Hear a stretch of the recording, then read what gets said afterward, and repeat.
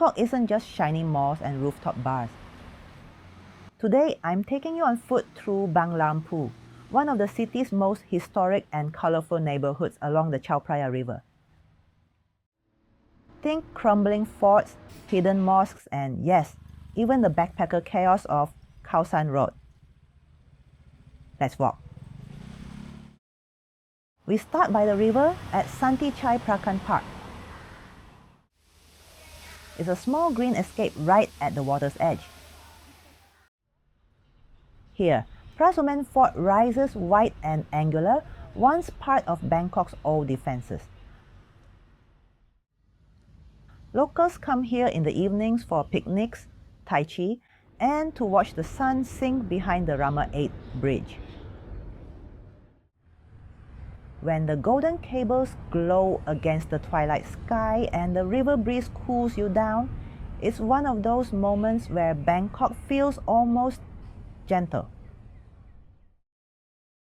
Phra Sumen Fort itself is striking. Octagonal with whitewashed ramparts, it looks like it belongs in a history book. Sadly, you can't go inside, but standing here, you can imagine cannons once guarding the river bend, keeping watch over the young capital of Siam.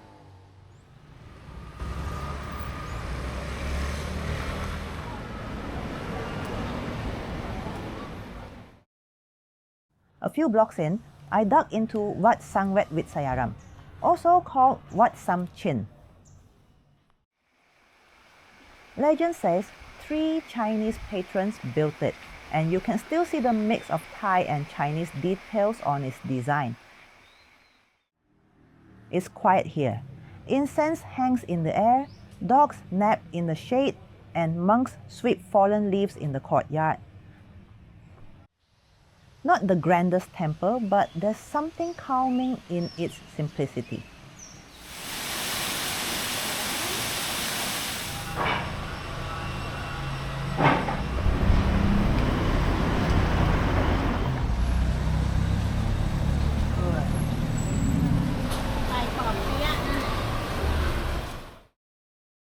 Now this was a fun one. To find Chakrapong Mosque, you weave through a maze of narrow alleys, dodging sizzling woks, fried chicken stands, and vendors calling out for customers.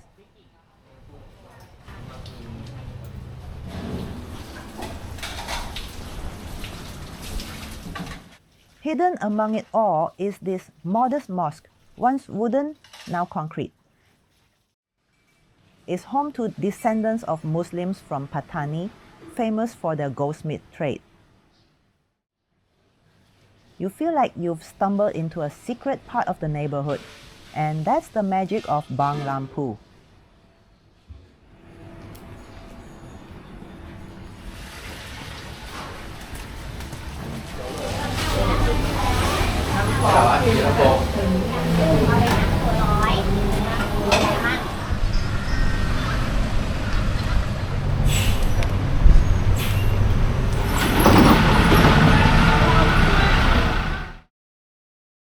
Next, the Bang Lamphu Museum.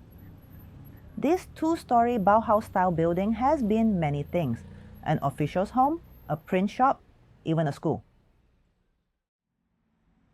Now it's a museum that tells the neighborhood story through old maps, canal tales, and snapshots of daily life. I loved how stepping inside felt like peeling back the layers of Bang Lamphu, from floating markets to alleyway street food. It connects what you see outside to the history that shaped it.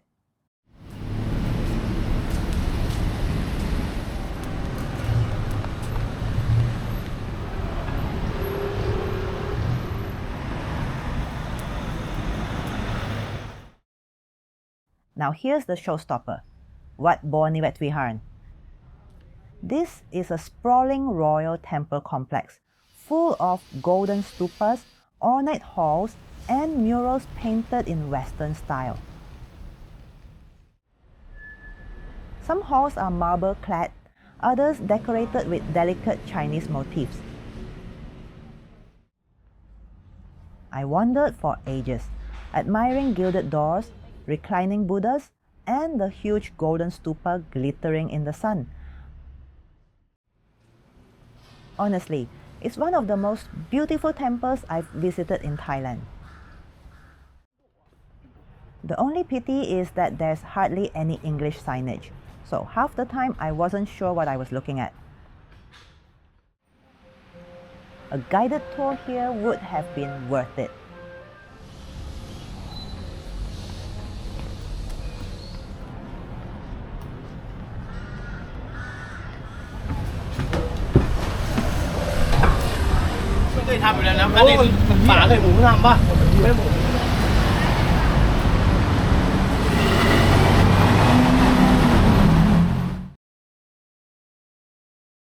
On Ratchadamnon Avenue sits the Bangkok City Library, a cream-colored 1930s building that's been lovingly restored.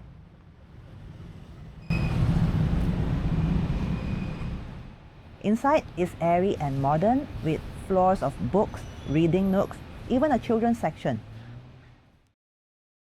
What caught my attention was the exhibition honoring King Rama IX, showcasing books he wrote and projects he inspired. A tip for visitors: foreigners can get a day pass with an ID, but leave your camera behind. No photos allowed here.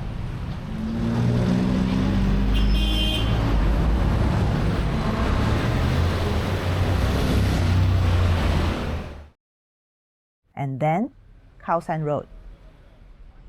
Once a rice market, now the backpacker capital of Asia. By day, it's souvenir shops and budget hostels.